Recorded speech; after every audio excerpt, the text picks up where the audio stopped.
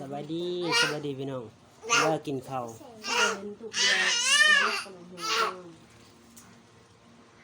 กินอ้อมขี้เล็กสิไม่พอจากหมาทำนี้จ้านี่จ้ากินข้าวกันยังแล้วเจ็บเสียฮะถ่ายจากที่เล็กไปสุดท้ายกินข้าวกับอ้อมขี้เล็กพี่น้องไม่มีของกินแม่บอกของกินเลยแม่บอกของกินอย่างนี้มันมือแม่มันกลมนะน้ำมันคนต้องทำมันเป็นหุ่น เขาไปเห็นหุ่นมันก็เป็นคมตำหวายคนหวายไปยอดมาพี่น้องมันก็ตามแม่เนี่ยอ้อมขี้เล็กแล้วก็นายจะเป็นคมๆบ้าน่ะนั่นแหละมันกินกันรักมันดูล่ามันไปเอาเงินเย็นมากินเราเพียเยอะ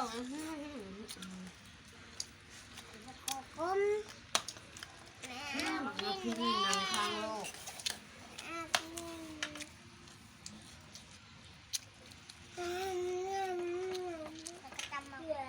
ตัวกินกูสิกูจุ่มกูทอคำใหญ่มา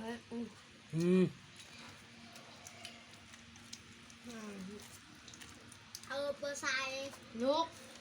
นั่นนะดินเหยียบที่มือเอาน้ำพริกมาในผัก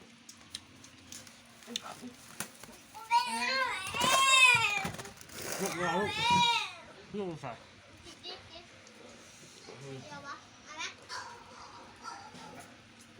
กินแล้วนะชวนไปข้างของฝรั่งคือชวนมัน แค่เป็นเมียนมีต้านปวกเขากินจนหมดหมดหนูไปแช่ไปล่างเขากินหมดแล้วเขาก็แช่เกลือมากยัดเอ็ดเอ็ดเอ็ด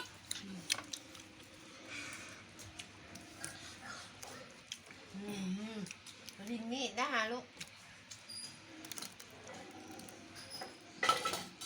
เช้า